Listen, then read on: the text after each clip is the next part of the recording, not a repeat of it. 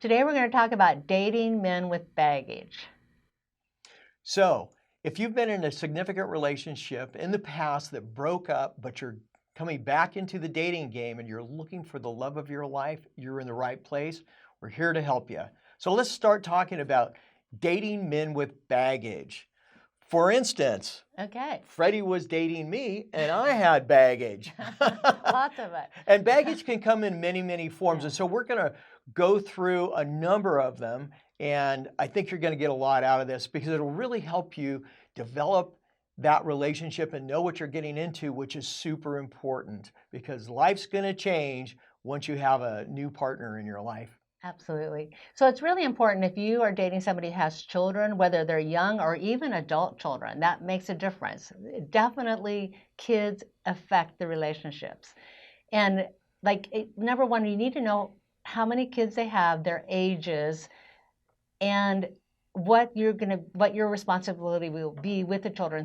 Let's say for instance that you meet somebody and he's got 4 kids and they're like from 4 to 12, but they live most of the time with their mom, who doesn't necessarily live in the same area, so he has them on weekends and on holidays. Well, it's important that you have a long-term commitment before you meet those children.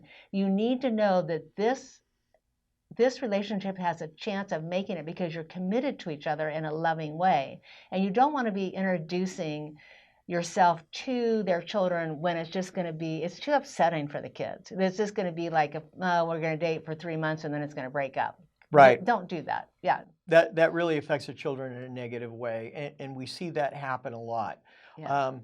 The mix of children are important too because, say, it's going to be different for a man that has one child versus having multiple children. And say you have multiple children, or maybe you want to have a child. You're at a place where you really would like to have a child between the two of you in the future. And so that's going to really change the dynamics of it. So it's just super important to really take a breath, possibly talk to family counselors, which we did, that really helped us work through these issues. And then once we were committed, then as a group, we would go in and they were able to work with the children and work with us and make it a safe, trusting place to, develop this relationship. The other thing too, something to think about is as a woman, you may want to be the cool aunt for at least a couple years. You don't want to be doing a lot of discipline. It's important to have boundaries, but your partner should be doing the discipline, and the partner's former wife or former mother of the, not former mother of the children, but the mother of the children should be doing the disciplinary parts. And you need to really understand the dynamics of parenting and whether that's going to work out as a team with you and your partner and possibly even with other parents on the other side. Yeah, because the most likely the former wife is going to actually be in another relationship too. It's like in our case, we were very fortunate because all of us adults had the same parenting style. We were all the same. So that made it really easy because we all were like, the kids had very firm boundaries. They knew exactly what their boundaries were, and it didn't matter which household they're in with same boundaries.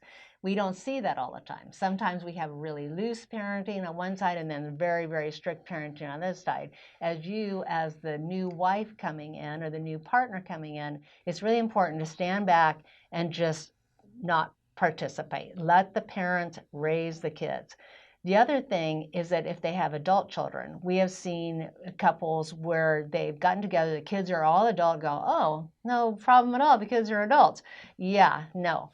Lots of times those adult kids have very strong opinions about the person that their father is dating, and that can create a problem too. That's why it's important that you do not meet their children until you have a very firm, committed relationship with each other and you've discussed how you're going to deal with the kids. Right. Right. Another thing that's really important, and we've seen this create huge problems, because one of the things people fight about is finances. That's a biggie. That's a lot of couples get a divorce just over money. It's really important to know before you make a commitment to somebody what their finances are. What's their credit score? Do they have outstanding tax liens? What is their business tanking and you're going to have to cover? There's so many things to look at financially, and that's you have to be pretty committed to each other before you're willing to expose yourself in that way. We've known couples, one particular couple that her husband to be, he had two children with his former wife, and he was paying child support and alimony. And that was, I mean, the guy makes good money. It was a really great situation. As soon as he married my friend, she makes really good money. So they combined their incomes, and then the former wife went back to court and got way more alimony, not alimony, but child support because of her income. Be prepared for that, because that can create problems. It can be like, what? Now I'm paying for your damn kids? Luckily, they're still together. They have a great marriage. It didn't do that. She loves his children. She says she's a bonus mom to them. Mm-hmm. But it was definitely, when I talked to her on the phone, it was like, what the hell? Yeah, it happens. And Yeah. so, the other thing too is there may be a situation where a prenup is going to get involved. And so having that clear communication and being okay with that before you're making big commitments for the rest of your life. Yeah. Also, along with the prenups, you may want a trust and a will and a True. trust, depending upon what you're dealing with. We've seen it where the man has certain obligations or he wants certain things to go to his children, and that may not work for you. So those are things that you really want to talk about. Yeah, definitely. Like for Wayne and I, we have a trust. We have 5 children together, blended.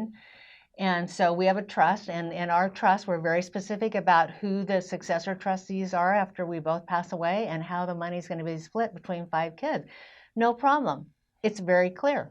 Everybody knows. That's really, really important that you have these conversations, because there's nothing worse. I mean, I have had friends that have fallen in love, gotten married within the first 90 days, and then paid off the guy's cars, got the freaking child support thing all screwed up, and then they split up. They get a divorce. It's just like, I didn't sign up for this. Right. I'm not signing up for your financial problems. Right. That's why don't go there. Don't go through the heartache.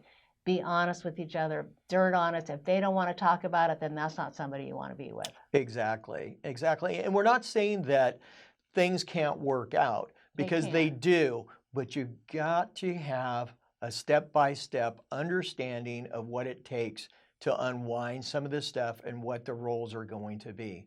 Yes. So we hope that helped, and we'll talk to you soon.